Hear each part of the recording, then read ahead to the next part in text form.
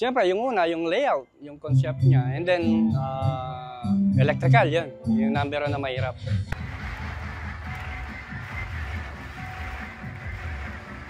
Para di ba? Ayan yan.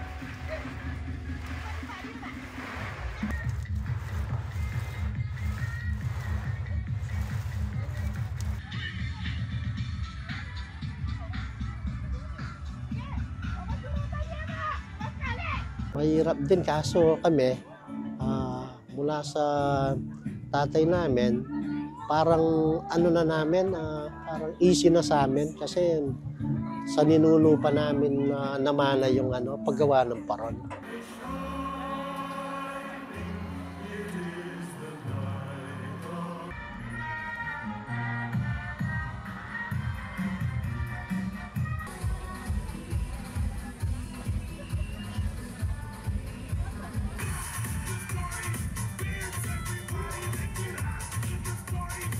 Nag-umpisa po ako na natatakot po ako na i-try ito. Pero this my first experience po.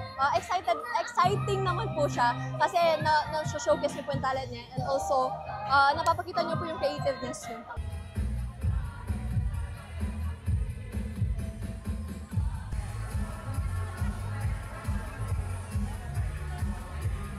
By yung traditional making po kasi, mas napapakita po natin yung talent ng lantern maker. Kasi kapag na-computerize lang po tayo, software, parang hindi po tayong gumagawa, parang nagpapagawa lang po tayo via online, computer, ganun po.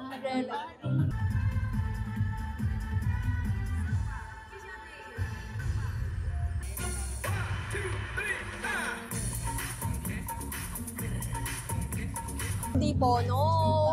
Bawal. Para po i-preserve natin tradition po ng GLF. Also, yun nga po, parang nagbe-base lang po tayo sa technology if that's that. Parang wala na pong sense yung GLF, gano'n, if AI na lang.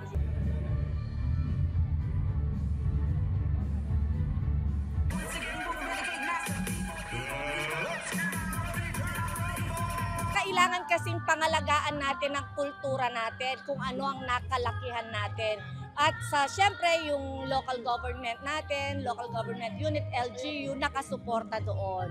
Kasi kailangan hindi mamatay yung kulturang Pilipino natin. At nagkataon, ang San Fernando, ang Christmas capital of the Philippines, kaya marapat lang na ganito kabongga.